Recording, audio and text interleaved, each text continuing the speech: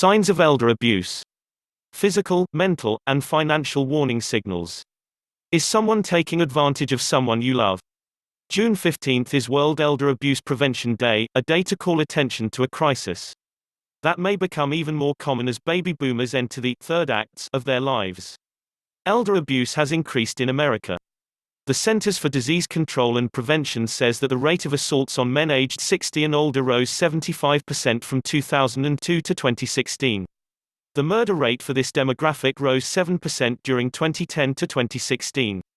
Additionally, assaults on women aged 60 and up increased by 35% from 2007 to 2016. Many elders are afraid or unable to speak out about what is happening to them. In some cases, the abuse is limited to financial exploitation.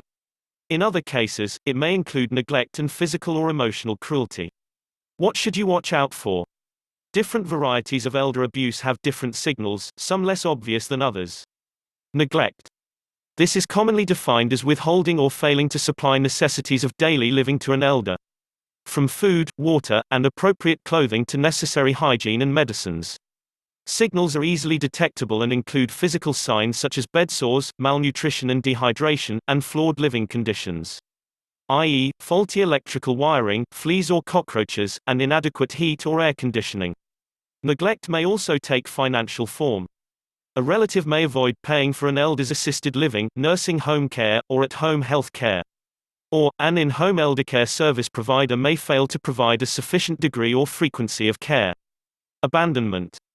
This occurs when a caregiver or responsible party flat out deserts an elder, dropping him or her off at a nursing home, a hospital, or even a bus or train station with no plans to return. Hopefully, the elder has the presence of mind to call for help, but if not, a tragic situation will quickly worsen. When an elderly person seems to stay in one place for hours and appears confused or deserted, it is time to get to the bottom of what just happened for their safety. Physical abuse. Bruises and lacerations are evident signals, but other indicators are less evident. Sprains and dislocations, cracked eyeglass lenses, impressions on the arms or legs from restraints. Too much or too little medication, or a strange reticence, silence, fearfulness, or other behavioral changes in the individual. Emotional or psychological abuse. How do you know if an elder has been verbally degraded, tormented, threatened in your absence, or left in isolation? If the elder is not willing or able to let you know about such wrongdoing, watch for signals such as withdrawal from conversation or communication, agitation or distress, and repetitive or obsessive-compulsive actions linked to dementia, such as rocking, biting, or sucking. Financial abuse.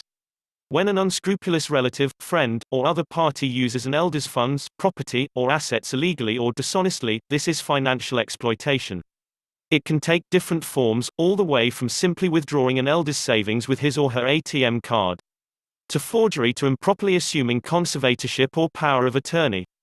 How do you spot it?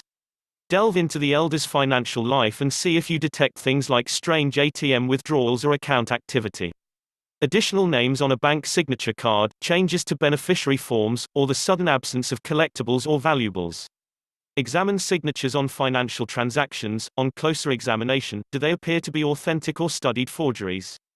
Have assets been inexplicably transferred to long uninvolved heirs or relatives, or worse yet, apparent strangers? Have eldercare bills gone unpaid recently? Is the level of eldercare being provided oddly slipshod, given the financial resources being devoted to it?